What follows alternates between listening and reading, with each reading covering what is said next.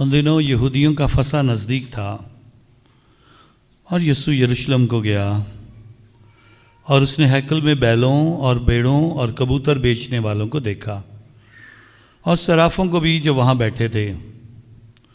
तब उसने रस्सियों का कोड़ा बनाकर सबको भेड़ों और बैलों समेत हैकल से बाहर निकाल दिया और सराफों की नकदी बखेर दी और तख्ते उल्ट दिए और कबूतर फरोशों से कहा, इन चीज़ों को यहाँ से ले जाओ, मेरे बाप के घर को व्यापार का घर मत बनाओ। और उसके शागिर्दों को याद आया कि तेरे घर की गैरत मुझे खा जाएगी। तब यहूदी बोल उठे और कहा कि तू हमें क्या निशान दिखाता है कि ये काम करता है। यीशु ने जवाब में उनसे कहा कि इस हैकल को ढा दो, मैं 3 दिन में से खड़ा कर दूंगा।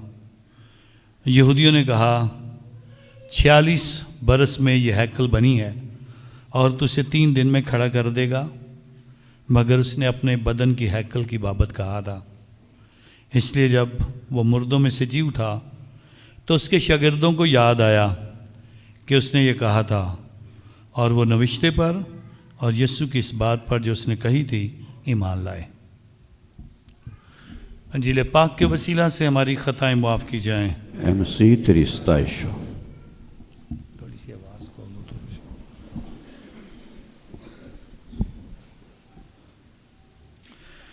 आज पूरी दुनिया के मसीह ईमानदारों के साथ मिलकर आम इतवारों में से 32वें इतवार के मौका पर हम मुक़द्दस यूहन्ना लतरान के बज़िलिका की तक़दीस के दिन को याद करते हैं और मनाते हैं। आप सबको इस बड़े गिरजाघर की ईद बहुत बहुत मुबारक हो।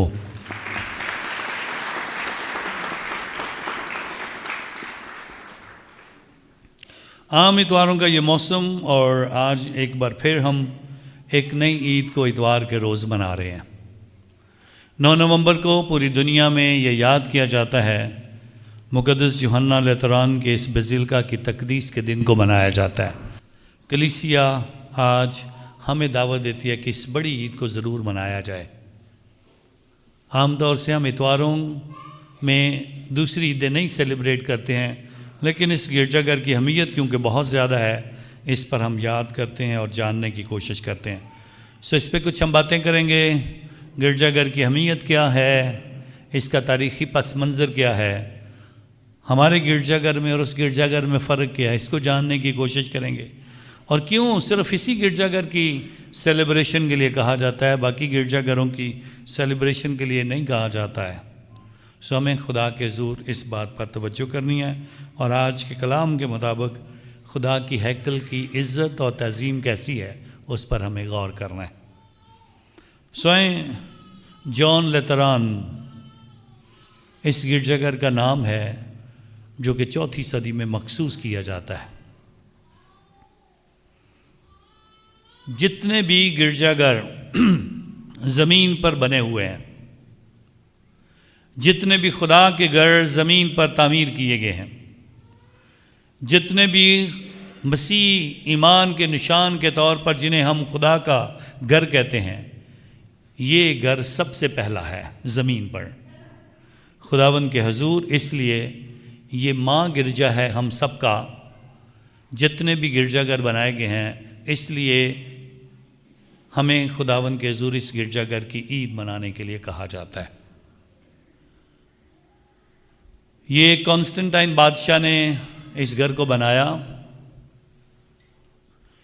ये उसकी बीवी फौस्ता जो है, उसके जहेज़ में ये जगह मिली थी, ये इमारत जो एक रईस ख़ानदान से ताल्लुक़ रखती थी, जिसके साथ इस कॉन्स्टेंटाइन बादशाह की शादी हुई थी। और इस बादशाह ने अपनी ही बीवी के जहेज़ का ये वाला हिस्सा खुदा के घर के लिए मखसूस कर दिया। ये क्योंकि लतरान ख़ानदान से आई थी, इसलिए इसके गिरजाघर के साथ इसके ख़ानदान का नाम भी हमेशा हमेशा से लिखा गया है। इस गिरजाघर का नाम जो है जीसस द सेवियर, यीशु नजात दहिंदा के नाम से है। लेकिन बाद में कलीसिया खुदावन के हजूर इसे मुक़द्दस यूहन्ना रसूल और मुक़द्दस यूहन्ना बपतिस्मा देने वाले के नाम से मखसूस कर देती है। اس لیے اسے ایک نام جان جو کہ یوحنا ہے، یوحنا لتران اس خاندان سے، اور یوحنا ان دونوں رسولوں کے نام سے خداوند کے حضور جوڑا جاتا ہے، اور اس طرح یہ گرجا گھر خداوند کے لیے مخصوص کیا جاتا ہے۔ کانسٹنٹائن بادشاہ کیوں یہ گھر خداوند کے لیے دیتا ہے؟ کیوں وہ اپنے اس خاندان کی پراپرٹی کو خداوند کے لیے مخصوص کرتا ہے؟ اس پر ہم توجہ کرنے کی کوشش کرتے ہیں۔ یسوع مسیح کے آسمان پر جانے کے بعد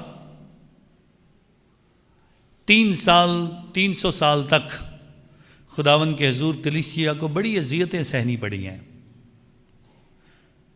بہت ساری مصیبتیں، جس طرح میں نے پچھلے اتوار میں بھی 2 نومبر سے متعلق باتیں کرتے ہوئے بتایا تھا، زمین دوز قبرستانوں میں لوگ چھپ کر کیوں باتیں کرتے تھے؟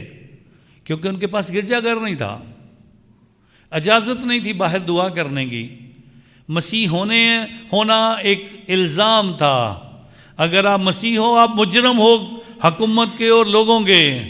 لوگ مار دینا اپنے فخر کو ظاہر کرتے تھے، مسیحوں کا قتل کرنا وہ سمجھتے تھے بڑی خوشی کی بات ہے۔ مسیحوں کو پکڑو، جانوروں کے آگے ڈال دو، ان کے ٹکڑے کر دو، ان کو جیل میں ڈال دو، انہیں زندہ جلا دو، ان کے جسم کو تلوار کے ساتھ ٹکڑے کر دو، انہیں ابلتے ہوئے تیل میں ڈال دو، کوئی فرق نہیں پڑتا تھا لوگوں کو، کیونکہ یہ بت پرست کلیسیا تھی، ساری بت پرست لوگ تھے۔ اور یہ کانسٹنٹ بادشاہ بھی ایک بت پرست بادشاہ تھا جو خود اپنے آپ کو دیوتا کہتا تھا۔ لیکن جب کانسٹنٹائن بادشاہ کو پتہ چلا کہ میری حکومت پر قبضہ ہونے والا ہے، میری لڑائی ایک ایسے بادشاہ سے ہے جس کے ساتھ لڑنے کے لیے میرے پاس نہ فوجی ہیں، نہ جنگی ہتھیار ہیں، نہ میں مقابلہ کر سکتا ہوں، اب میں کیا کروں؟ سو اس نے مقابلہ کرنے کے لیے کہا میں دیوتاؤں کی مدد مانگتا ہوں، میں دعا کرواتا ہوں، اور جتنے بھی مذاہب اس دور حکومت میں تھے رومیوں کی، اس نے سب کو بلایا، اور مسیح لوگ بھی جو خدا پر بھروسہ کرتے تھے، یسوع کو اپنا خدا جانتے تھے، وہ بھی آئے اور انہوں نے بھی آ کر دعا کی۔ شاید چھپ کے کی ہو، کیا پتا، کیونکہ اس دور میں تو باہر نکلنا مسیحوں کے لیے اور اعلان کرنا میں مسیح ہوں مشکل تھا، لیکن وہ بھی دعا کرنے کے لیے آئے۔ دعا کر کے سب چلے گئے، تو بادشاہ کو کچھ دنوں کے بعد ایک خواب آتا ہے، اور اس خواب میں آسمان پر ایک گھومتی ہوئی صلیب نظر آتی ہے، اور اس صلیب سے آواز آتی ہے، کانسٹنٹائن بادشاہ تجھے اس صلیب کے وسیلہ سے فتح ملے گی۔ اور کانسٹنٹائن بادشاہ کو پتہ نہیں یہ نشان کن کا ہے، اپنے وزراء سے بات کرتا ہے، پوچھتا ہے، تو پھر بتایا جاتا ہے یہ تو مسیحوں کا نشان ہے۔ تو پھر وہ دوبارہ سے مسیحوں کو بلا کر دعا کرواتا ہے، اور پھر جنگ کرنے سے پہلے اپنے سارے ہتھیاروں پر، اپنی تلواروں پر، اپنے بخترز، اپنی سپر اور اپنی ڈھالوں پر، اپنی تلواروں پر صلیب کے نشان بناتا ہے، اور پھر جا کر لڑنے کے لیے تیار ہوتا ہے، اور جا کر لڑائی کرتا ہے، اور اس کے بعد فتح حاصل کرتا ہے۔ پھر وہ پوری روم کی حکومت کا پورا بادشاہ اکیلا ہی بن جاتا ہے، رومی سلطنت کا اکیلا سب سے بڑا بادشاہ بن جاتا ہے، اور پھر واپس آ کر جنگ جیتنے کے بعد اعلان کرتا ہے، میں بھی اپنے آپ کو خدا کہتا تھا، میں اپنے آپ کو بڑا دیوتا کہتا تھا، بادشاہ ہونے کے ناطے سے میں بہت بڑا دیوتا اور خدا ہوں، لیکن میں صلیب والے یسوع کے سامنے کوئی خدا نہیں ہوں، میری سلطنت پر صرف یسوع کا راج ہوگا، اس لیے اب میں اعلانیہ طور پر ساری جگہوں پر سارے لوگوں کو حکم دیتا ہوں، مسیحوں کو کوئی تنگ نہیں کرے گا، مسیحوں کو کوئی نہیں مارے گا، مسیحوں کو آزادی دے دی جائے گی، مسیح کو ماننے والے آزاد رہیں گے، کیونکہ ان کی صلیب اور ان کے خدا میں اتنی قدرت ہے کہ دنیا کی کوئی طاقت ان کا مقابلہ نہیں کر سکتی ہے۔ اس لیے میرا بھی خدا یسوع ہوگا، میرا بھی خدا صلیب والا ہوگا، اور اس طرح سے وہ خود مسیح ہو جاتا ہے اور مسیحیت کو قبول کرتا ہے۔ اس لیے اپنی بیوی کے جہیز میں ملنے والی پراپرٹی سے یہ بڑا گرجا گھر جو ہے خدا کے نام کے لیے مخصوص کرتا ہے۔ اور 324 میں پوپ سلویسٹر کے دور میں خداوند کے حضور یہ گرجا گھر خداوند کے نام کے لیے مخصوص ہو جاتا ہے، اور زمین پر جتنے گرجا گھر بنائے گئے ان میں سے یہ پہلا گرجا گھر بن جاتا ہے خدا کی طرف سے۔ اس لیے کلیسیا ہمیں کہتی ہے مسیحیوں کے لیے خدا کی موجودگی کا نشان جو زمین پر ہے یہ پہلا گرجا گھر ہے، اس لیے اس گرجا گھر کو ضرور سیلیبریٹ کیا جائے، اس کی عید کو منایا جائے، اس کو یاد کیا جائے۔ اور یہ کام 9 نومبر 324 کو ہوا تھا، اس لیے کلیسیا آج کے دن کو اس گرجا گھر کی عید منانے کے لیے کہتی ہے۔ اسی بادشاہ کی ماں کا نام ہیلن ہے، جو کہ بعد میں پاک صلیب کو ڈھونڈتی ہے، جو یروشلم میں جا کر یسوع کی صلیب کو ڈھونڈ کر لاتی ہے، اور خدا کے حضور اس صلیب کی حفاظت کرتی ہے جو آج تک ہمارے پاس موجود ہے، جس پر یسوع مصلوب ہوا تھا۔ خداوند کے حضور اس خاندان نے بڑی خدمت کی ہے۔ روم کا یہ گرجا گھر، روم میں 4 بڑے بزیلکا گھر ہیں، 4 بڑے بزیلکا ہیں۔ ایک کا نام جان لیتران کے نام سے، سینٹ پال کے نام سے روم سے باہر، ایک سینٹ پیٹر کے نام سے، اور ایک مقدسہ ماں مریم کے نام سے۔ خداوند کے حضور یہ 4 بڑے بزیلکا ہیں، تو جنہیں آرچ بزیلکا کہا جاتا ہے، سب سے بڑے گرجا گھر جو دنیا میں سب سے بڑے بزیلکا گنے جاتے ہیں انہیں آرچ کا مطلب ہے بڑے، اور بڑے گرجا گھر جنہیں بزیلکا کا نام دیا جاتا ہے، جن کی خاص بنانے کا انداز ہوتا ہے، ان کی تعمیر کا انداز ہوتا ہے، اور ان کی تعمیر بنانے کے عمل کے دوران کچھ باتوں کا خیال رکھا جاتا ہے۔ خداوند کے حضور ان کی شکلیں صلیب کی طرح کی ہوتی ہیں، اور 4 بزیلکا خداوند کے حضور روم میں ہیں، جنہیں آرچ بزیلکا کہا جاتا ہے۔ یہاں پہ چھوٹا سا ایک نقطہ، مقدسہ ماں مریم کا گرجا گھر جب روم میں بننے لگا تھا، روم کا موسم اور ماحول جیسے گجرانوالہ میں ہے، ایسا کہ موسم ہے، گرمیاں سردیاں تقریباً ایسی ہیں کہ آپ سوچ سکتے ہیں گجرانوالہ میں کبھی برف باری ہوگی؟ نہیں ہم سوچ سکتے ہیں۔ روم میں بھی برف باری نہیں ہوتی ہے، لیکن مقدسہ ماں مریم کا جب گرجا گھر بننے لگا تھا تو سمجھ نہیں آ رہی تھی کہ کون سی جگہ پر مقدسہ ماں مریم کا گرجا بنایا جائے۔ مسیح ایماندار دعا کرتے ہیں، خدایا کوئی نشان دکھا جہاں پر ہم خداوند کے حضور مقدسہ ماں مریم کا گرجا بنائیں۔ روم میں اس رات صرف اس جگہ پر جہاں مقدسہ ماں مریم کا گرجا بننا تھا، صرف وہاں پر برف باری ہوئی تھی، پورے روم میں برف باری نہیں ہوئی تھی۔ اور خدا کے حضور، خدا کی طرف سے یہ نشان ظاہر ہوا تھا کہ اس گرجا گھر کی جگہ یہ ہے، یہاں مقدسہ ماں مریم کا گرجا بنایا جائے، جو آج بھی ماریا مجورے مریم میجر کے نام سے خداوند کے حضور مریم مقدسہ ماں مریم کا بڑا گرجا کے نام سے مخصوص ہے۔ اس گرجا گھر کے اندر 2-3 چیزیں بڑی مشہور ہیں۔ ایک، جس چرنی میں یسوع پیدا ہوا تھا، اس چرنی کی جو کھرلی تھی، وہ کھرلی اس گرجا گھر کے اندر پڑی ہے، مقدسہ ماں مریم کے گرجا گھر۔ مقدسہ ماں مریم کی ایک تصویر ہے، جب بھی روم پر مشکل وقت آیا ہے، مصیبتیں آئی ہیں، جنگ و جدل آئی ہے، وبائیں آئی ہیں، کال پڑا ہے، وہاں ایک تصویر ہے مقدسہ ماں مریم کی، اس تصویر کے آگے پوپ صاحب آ کے دعا کرتے ہیں، مصیبتیں دور ہو جاتی ہیں۔ اس گرجا گھر کے اندر تیسری اہم چیز جو ابھی ریسنٹلی ہوئی ہے، پوپ فرانسس کی قبر اس چرچ کے اندر ہے۔ اور یہ سب کچھ میں ابھی بھی جب گیا تھا روم میں، یہ ساری چیزیں خداوند کے حضور دیکھ کر آیا تھا، زیارت کر کے آیا تھا، آپ سب کے لیے دعا بھی کر کے آیا تھا۔ ان 4 گرجا گھروں کو میں خداوند کے حضور، پوپ صاحب سینٹ پیٹر بزیلکا میں رہتے ہیں، لیکن پوپ صاحب کا ایز اے روم کے بشپ کے طور پہ جو گرجا گھر ہے وہ جان لیتران ہے۔ پوپ صاحب کی کرسی جہاں سے خداوند کے حضور پوری دنیا کو جب تعلیم دینے کی بات آتی ہے وہاں سے دی جاتی ہے، تعلیم دینا اور سکھانے کا عمل وہاں سے کیا جاتا ہے، رہتے وہ دوسرے بزلکا میں ہیں۔ خداوند کے حضور اسے کتھیڈرا کہتے ہیں، کرسی کو، جس کرسی پر بیٹھ کر پاپا اعظم تعلیم اور ایمان کی باتیں ہمیں سکھاتے ہیں۔ اور کیتھیڈرل بشپ صاحب کا گرجا گھر ہوتا ہے، تو اس لیے پاپا اعظم کا کیتھیڈرل بھی یہی ہے۔ سینٹ جان بزلکا جو ہے، لیتران کا جو بزلکا ہے، اس بزلکا کو بھی کیتھیڈرل بھی کہا جاتا ہے، جو پاپا اعظم کا کیتھیڈرل ہے۔ دنیا میں یہ 4 بڑے بزلکا ہیں جنہیں آج بزلکا کہا جاتا ہے، لیکن ویسے دنیا بھر میں چھوٹے بزلکا جو پوری دنیا میں ہیں 1924 گرجا گھر ہیں جو بزلکا کے نام سے بڑے گرجا گھر۔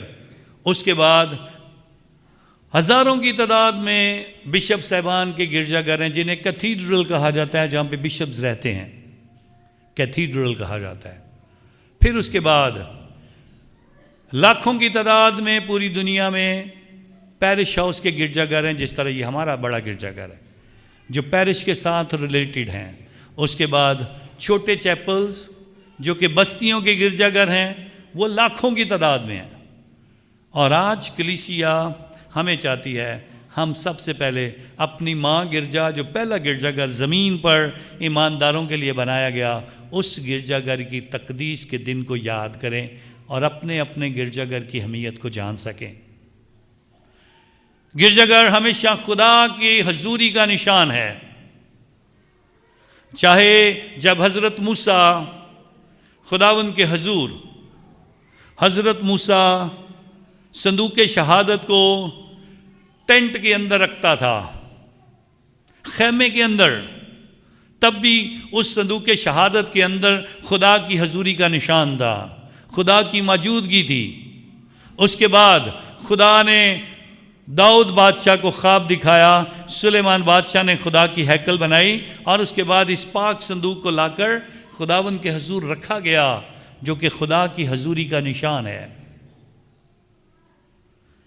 خدا کے حضور جب کلیسیا اس پہلے گرجا گھر کی تقدیس کا ذکر کرتی ہے، تو خداوند کے حضور ہمارے مقدسین اس بات کے لیے ہمیں تیار کرتے ہیں کہ ہر گھر، خدا کا گھر جو ہے وہ بہت ہی اہم ہے، اور جب بھی خدا کا گھر بنایا جائے اس میں خدا کی حضوری کا احساس ہر زندگی اور ہر دل میں ہونا چاہیے۔ اور اس کا بڑا نشان ہمیشہ ہر بڑے گرجا گھر کے اندر پاک صندوق ہے، جہاں خود پاک شراکت کی صورت میں یسوع مسیح موجود ہوتا ہے۔ خداوند کے حضور بہت سارے لوگ کبھی کبھی کہہ دیتے ہیں، پوچھیں ان سے، آپ چرچ نہیں آتے؟ گھر میں دعا کر لیتے ہیں، ہم بڑے ایماندار ہیں، کبھی کچھ برا نہیں کیا، کبھی کوئی گناہ نہیں کیا، لیکن دعا ہم گھر میں کرتے ہیں، چرچ جانے کا ٹائم کہاں ہے؟ 2025 سال گزر گئے ہیں، ہمیں آج تک اس بات کا احساس اور سمجھ نہیں آئی ہے کہ میرے گھر میں اور خدا کے گھر میں فرق کیا ہے۔ میرا گھر اور خدا کا گھر، اس میں کچھ فرق ہے کہ نہیں ہے؟ پرانے عہد نامے میں موسیٰ صندوق شہادت کی بات کرتا ہے، اور نئے عہد نامے میں خدا کے حضور یسوع کے پاک صندوق، جس میں اس کی حضوری پاک شراکت کے اندر اس کی موجودگی اس بات کے لیے ہمیں تیار کرتی ہے میرا گھر اور خدا کے گھر میں یہ فرق ہے۔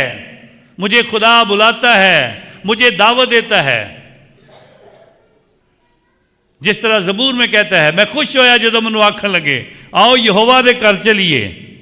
کبھی خوشی یہ نہیں ہوئی آؤ ہم اس کے گھر میں جا کے دعا کرتے ہیں، اس کے گھر میں دعا کرتے ہیں، نہیں، خوشی اس بات کی ہے یہوہ کے گھر میں جائیں گے خوشی سے، خدا کے گھر میں جائیں گے ایمان سے۔ اس بات کے لیے ہمیں سوچنے کی ضرورت ہے۔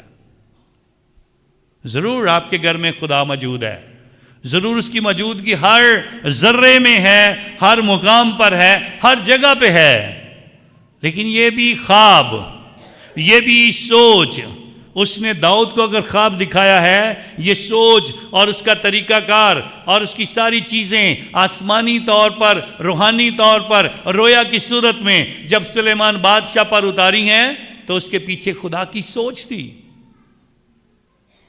اور یہ برکت بھی جو صلیب کا نشان کانسٹنٹائن بادشاہ کو دکھایا گیا ہے، یہ میں نے اور آپ نے نہیں دکھایا ہے،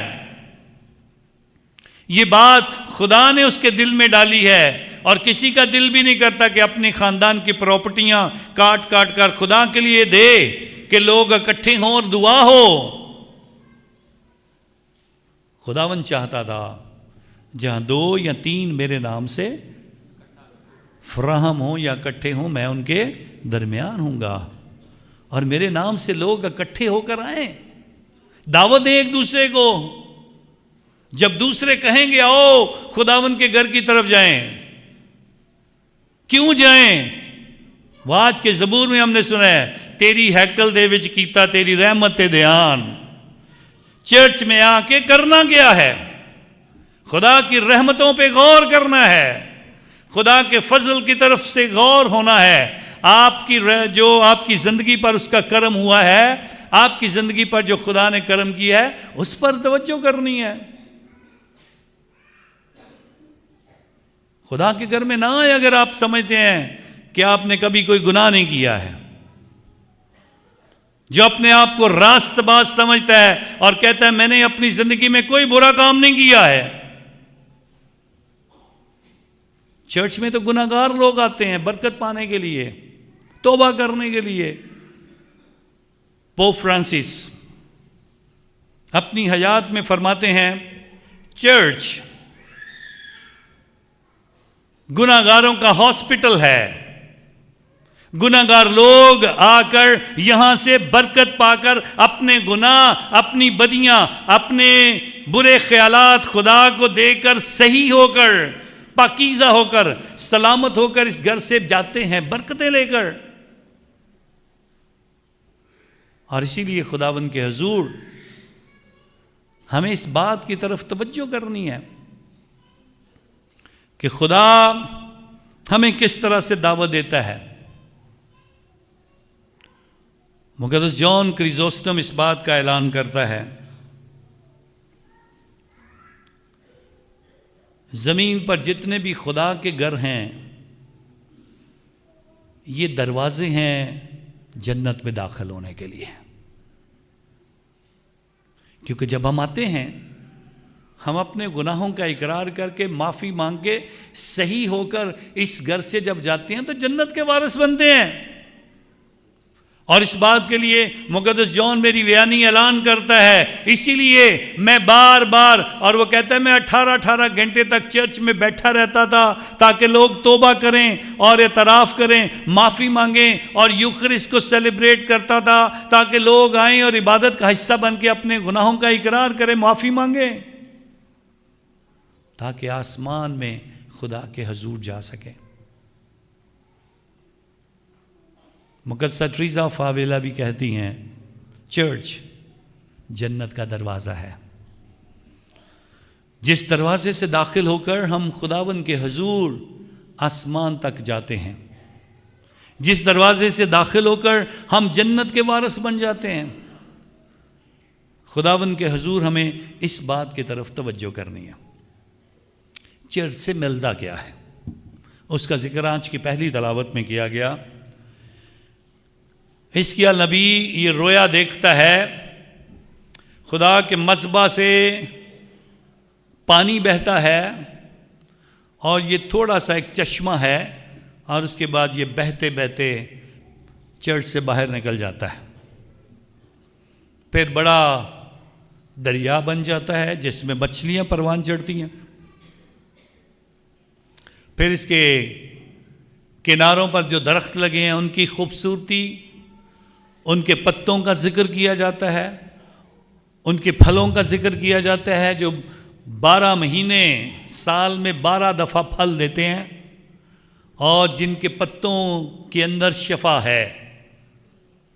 یہ ایک رویا اس نے دیکھی ہے خدا کے گھر کی، کہ خدا کے گھر سے ساکرمنٹوں کے چشمے جاری ہوتے ہیں، ساکرامنٹ جن سے ہم بپتسمہ پاتے ہیں، جن سے ہم پاکیزہ ہوتے ہیں، ساکرامنٹ جن سے ہمیں مسا ملتا ہے، ساکرامنٹ جو ہمیں مضبوطی دیتے ہیں، ساکرامنٹ جو ہمیں خداوند میں شفا دیتے ہیں، ساکرامنٹ جو ہمیں زندگی دیتے ہیں، ساکرامنٹ جو خداوند کے حضور ہمیں اس قابل بنا دیتے ہیں کہ ہم اپنی زندگی میں روح القدس کو پانے کے بعد روح القدس کے پھل اپنی زندگی میں لائیں۔ خداوند کے حضور یہ رویا حزقیال نبی دیکھتا ہے، اور اشعیا نبی تو اس سے بڑھ کر 6 باب میں جب خدا کی ہیکل کو جلال سے بھرا ہوا دیکھتا ہے، خدا کے حضور ہر خدا کا گھر جو ہے اپنے اندر پاکیزگی اور عزت کی علامت ہے۔ ہر خدا کا گھر خداوند کے حضور زمین پر رہنے والے آدمیوں کے لیے خدا کی برکات کا نشان ہے، اور کسی بھی کلیسیا کے لیے خدا کا گھر اس بات کی علامت ہوتا ہے، جتنا خدا کا گھر خوبصورت ہوگا، لوگ کہتے ہیں ایمان میں وہ کلیسیا اتنی ہی خوبصورت ہوگی۔ سبھی اب آپ کو دیکھنا ہے اپنے آپ کو، کیا ہم اتنے خوبصورت ہیں جتنا خدا کا گھر خوبصورت ہے؟ کیا ہم نے سوچا ہے کبھی اپنے آپ کو پاک کرنے کے لیے؟ ویٹیکن کونسل خدا کہ حضور چرچ کو، جسے ہم کلیسیا کہتے ہیں، اسے پیپل آف گاڈ کے کہہ کر پکارتی ہے۔ خدا کے ایماندار لوگ، انہیں کہہ کر پکارا جاتا ہے چرچ، ایمانداروں کی جماعت ہے، اور ایماندار لوگ خدا کے گھر میں آ کر برکت پاتے ہیں۔ ایماندار لوگ ساکرامنٹ حاصل کر کے اپنے آپ کو اور اپنے بچوں کو خداوند کے لیے مخصوص کرتے ہیں۔ ایماندار لوگ ساکرامنٹوں کا حصہ بن کر اپنے ایمان میں مضبوطی پاتے ہیں۔ آج کی دوسری تلاوت مقدس پولس رسول کرنتھیوں کے نام خط اس کے 3 باب میں اس بات کا اظہار کرنا چاہتا ہے اور بتانا چاہتا ہے، تم روح القدس کی ہیکل ہو، تم روح القدس کی ہیکل ہو، اور تمہارا بنانے والا خدا ہے۔ کرنتھیوں کی کلیسیا کے اندر جو لڑائی چل رہی تھی، وہ پولس کی اور اپولس کی تھی۔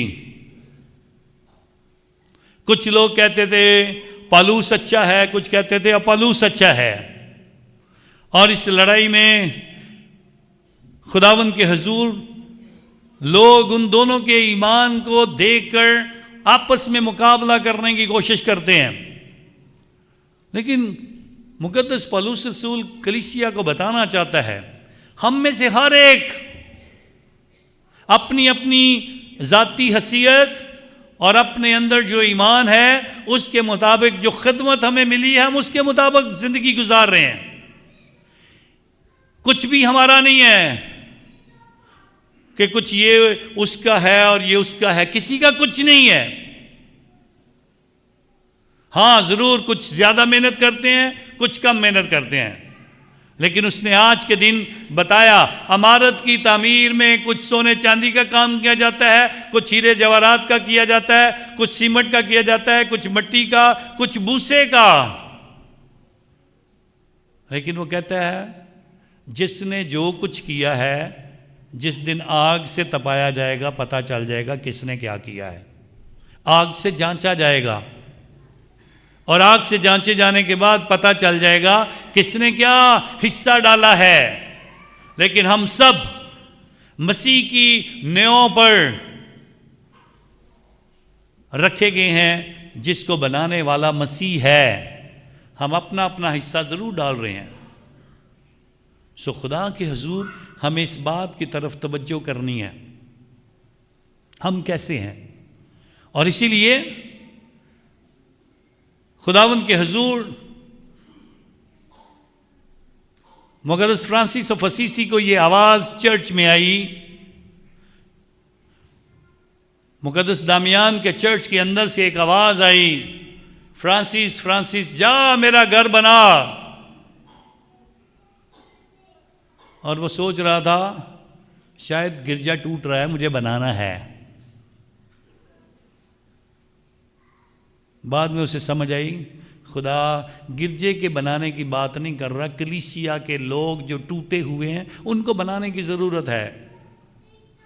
پھر اسے سمجھ آئی بیمار اور کوڑ میں دبے ہوئے لوگ اور برس کے مریض جو ہیں وہ میری محتاج ہیں کہ میں ان کی طرف توجہ کروں، میں غریبوں کے لیے کام کروں، اور کسی اور سے نہیں شروع کرنا، اپنی زندگی سے شروع کر کے دکھاؤں۔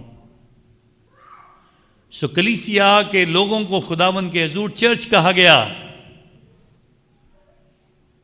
اور مقدس پولس رسول آج جب اپنی طور سے دوسری تلاوت میں بات کرتا ہے تو کلیسیا کے لوگوں کو کہتا ہے تم اکیلے اکیلے خدا کی ہیکل ہو، ہر ایماندار تم روح القدس کی ہیکل ہو، سو روح القدس کی ہیکل ہو، تم سارے روح القدس کی ہیکل ہو۔ کیا ہم اتنے پاک ہیں کہ روح خدا ہم میں بسیرا کرے؟ کیا ہم روح القدس کی ہیکل بننے کے قابل ہیں؟ کیا خدا کے حضور میں جب ہم روح القدس کی ہیکل ہیں کیا ہمارے اندر وہ پاکیزگی ہے؟ سو اسی کے لیے آج تیاری کی گئی ہے، ہم سب کو بتانے کے لیے ہم اپنے اپنے بدنوں کی حفاظت کریں، اپنے اپنے بدن جو ہیں وہ گناہ کے لیے نہ دیں، اپنے اپنے جسموں کو خدا کے حضور خدا کے لیے استعمال کریں۔ ہمیں سوچنا ہے، کسی اور کے بدن کی طرف نہیں، اپنے بدن کو دیکھنا ہے۔ جس طرح خدا کے کلام میں ہمیں اپنے بھائی کی آنکھ میں تنکا نظر آتا ہے اور اپنی آنکھ کا چھتیر نظر نہیں آتا، ہمیں دوسروں کی زندگیوں میں کیڑے نظر آتے ہیں، اپنی زندگی میں جو دوڑ رہا ہے وہ نہیں سمجھ آتا۔ سو ہمیں خدا کے حضور آج کلیسیا بتاتی ہے تم روح القدس کی ہیکل ہو، اور اس ہیکل کی صفائی کسی اور نے نہیں کرنی، وہ میں نے کرنی ہے ذاتی طور پر۔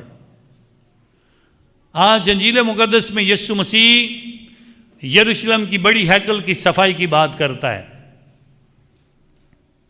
اور یروشلم کی بڑی ہیکل کی صفائی آج وہ کوڑا بناتا ہے، اور بیلوں، بھیڑوں اور خداوند کے حضور بکریوں کو، کبوتر بیچنے والوں کو، صرافوں کو نقدی ان کی بکھیر دیتا ہے اور ان کو وہاں سے نکال دیتا ہے۔ منظر سمجھنے کے لیے تھوڑا سا ایک حصہ ہیکل کا کاہنوں کے لیے ہوتا ہے، ایک حصہ خواتین کے لیے تھا، ایک حصہ مردوں کے لیے تھا، اور باہر کا جو حصہ تھا وہ غیر قوموں کے لیے جو ایمان میں یہودی نہیں تھے لیکن وہ چاہتے تھے کہ ہم خدا کو قبول کر لیں، تیاری کرتے تھے، دعا بھی کرتے تھے، لیکن جب تک وہ مکمل طور پر یہودی مذہب میں شامل نہیں ہو جاتے تھے تب تک وہ باہر بیٹھ کر دعا کرتے تھے۔ اور وہ جو باہر غیر قوموں کا حصہ تھا اس حصے میں لوگوں نے اپنی اپنی دکانداری چمکانا شروع کی ہوئی تھی، اپنے ٹھیلے لگائے، اپنے سٹال لگا کے بیٹھے ہوئے تھے۔ وہاں سے پھر یسوع کو غصہ آیا اور اس نے اس کی صفائی کے لیے اس غصے کا اظہار کیا اور ان کو وہاں سے نکال دیا، اور آواز کیا آئی، تیرے گھر کی غیرت مجھے، اونچی بولے جی، تیرے گھر کی غیرت مجھے کھا گئی۔ یہ زبور 69 اس کی نامی آیت میں اس بات کا اظہار رسولوں کو نظر آ رہا تھا۔ پرانے عہد نامے کا یہ خواب اور داؤد بادشاہ کا لکھا ہوا یہ گیت اور یہ زبور جس میں بتایا گیا تھا خدا کے گھر کی غیرت کتنی ہے، اور اس کلام کو پورا کرنے کے لیے یسوع آج غصے میں ہے۔ تیرے گھر کی غیرت مجھے کھا جائے گی، تیرے گھر کی غیرت مجھے کھا جائے گی۔ کبھی کبھار ہم سوچتے بھی نہیں ہیں چرچ میں ہم کیسے آئے ہیں، پان منہ میں ہوتا ہے، بس کھاتے آ رہے ہیں، یہاں پہ آگے کوئی بات نہیں۔ سرگٹ پی کے آ گئے، چرچ ہی جا رہے ہیں، کیا فرق پڑتا ہے؟ کبھی کبھی وہ جو رات کو پجامہ پہنا ہوا تھا، ٹراؤزر پہنا ہوا تھا، وہی پہن کے آ گئے. ہمیں پتہ ہی نہیں ہم کہاں جا رہے ہیں. جاؤ کبھی ٹراؤزر پہن کے شادی کسی میں، پھر پتہ چلے آپ کہاں آئے ہو. آپ کو اندازہ نہیں ہے بادشاہوں کے بادشاہ کے گھر میں ہم جا رہے ہیں. اور ضیافت میں جو اچھے کپڑے نہیں پہن کے آیا تھا، بادشاہ نے کہا تھا اس کو پکڑو، اس کو ساگ میں ڈالو. اس کو پتہ ہی نہیں بادشاہ کے حضور میں ضیافت میں آنا کیسے ہے. اور ہم اپنے اپنے گرجا گھروں کی بے حرمتی کرنے میں ذرا سی بھی دیر نہیں لگاتے ہیں. احترام کے لحاظ سے ہماری زندگی میں ہم بھول جاتے ہیں کہ ہم کہاں پہ آئے ہوئے ہیں. ہماری باتیں، ہماری شرارتیں، ہمارے خیالات، ہماری ایک دوسرے پہ آوازیں کسنے کی عادت بری. کیا ہیں ہم؟ کس کی حضوری میں ہیں؟ اور اگر ہمارے یہ رویے دیکھ کر اگر یسوع کو غصہ آئے تو پھر ہمارے ساتھ کیا کرے گا؟ کیا کرے گا ہمارے ساتھ وہ؟ سو آج کلیسیا ہمیں دعوت دیتی ہے، خدا کے گھر کو دعا کا گھر بناؤ. اس گھر کی غیرت کسی دن اس کو کھا گئی تو پھر ہمیں اندازہ ہو جائے گا ہمارا حال کیا ہوگا. وہ جو صرافوں کی نقدیاں بکھیر سکتا ہے، جو بیلوں اور بھیڑوں کو بیچنے والوں کو نکال سکتا ہے، جیسے کسی کا ڈر نہیں ہے، وہ ہمارے ساتھ کیا کرے گا؟ سو ہمیں سوچنا چاہیے. ہم احسان کرتے ہیں چرچ آ کر بھی، یہ ایسا کیوں ہے، وہ ایسا کیوں ہے، یہ ایسے کیوں ہے؟ آپ کون ہو؟ اگر آپ اپنے آپ کو روح القدس کی ہیکل کہتے ہو اور اسے خدا کا گھر سمجھتے ہو، یہ آپ کا بھی گھر اتنا ہی ہے جتنا کسی اور کا ہے. کوئی کہاں پہ بیٹھتا ہے، کیوں بیٹھتا ہے، یہ میری جگہ ہے، پتہ نہیں ملکیت بنا لی ہم نے. کوئی اور میری جگہ پہ بیٹھ نہیں سکتا ہے. خدا کا گھر سب کے لیے دعا کا گھر ہے. باتیں کرنا سب کو آتا ہے. کبھی سوچا ہے آپ نے کہ آئے ہم بھی کبھی صفائی کر لیں اس گھر کی آگے؟ یہ جو ہاں یہاں پہ پتہ نہیں یہ گندگی کیوں ہے، یہ کیوں ہے؟ کیونکہ آپ کے لیے یہ خدا کا گھر نہیں ہے. جب آپ کے لیے یہ خدا کا گھر ہوگا تو پھر آپ کو احساس ہوگا اس میں میری بھی اتنی عزت ہے، سب کی اتنی عزت ہے. جتنا خدا کا گھر خوبصورت ہے میں اس سے زیادہ خوبصورت بن کے دکھاؤں. لیکن خدا کے گھر کی تعریف سے پہلے میں خود اپنے منہ سے بھی اس قابل بنوں کہ میں اس کی تعریف کے قابل ہو جاؤں.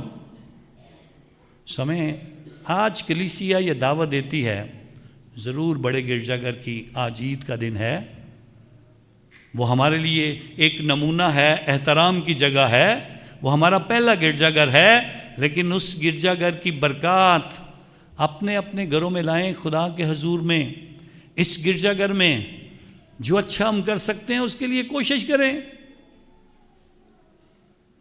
اس کے لیے ہم کوشش کریں تاکہ خدا کا گھر اور زیادہ خوبصورت لگے.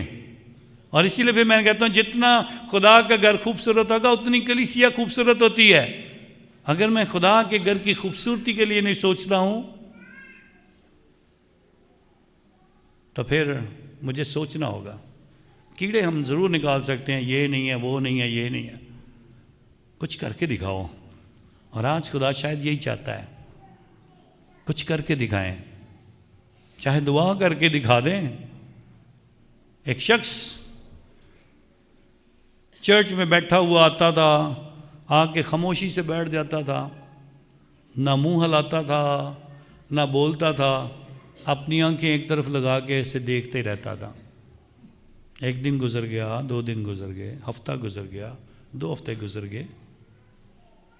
ایک دن فادر اس کے پاس گیا اور اس سے پوچھا، میں دیکھتا ہوں تو چرچ میں آتا ہے، نہ تو اٹھتا ہے نہ بیٹھتا ہے طریقے سے، نہ تو بولتا ہے، نہ تیرے ہونٹ ہلتے ہیں، بس تو سیدھا دیکھتا رہتا ہے.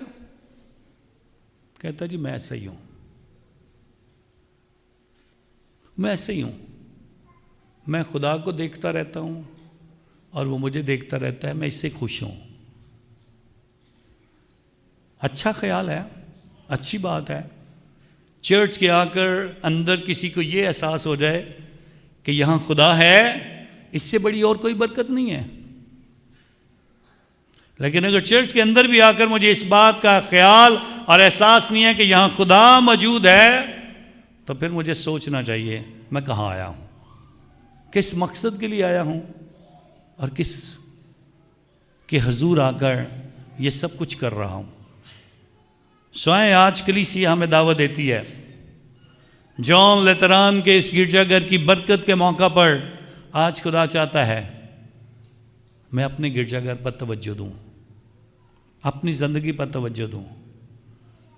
میں خدا کی کلیسیا بن کر ایمان کے ساتھ ایمان کی باتوں کو جانوں, اچھے طریقے سے دعا کروں, اچھے رویے سے ایک دوسرے سے ملاقات کروں, ملوں, اچھے طریقے سے بولوں, اور میرے لفظوں سے کسی کو تکلیف نہ ہو, اور میری زندگی میں روح القدس کے وہ پھل اتریں جن کا ذکر حزقیال نبی نے خداوند کے حضور کہا. وہ درخت 12 مہینے پھل دیتے ہیں, وہ ایماندار ہیں جو ہر دفعہ چرچ میں آ کر نئے برکتیں اور نئے پھل حاصل کرتے ہیں.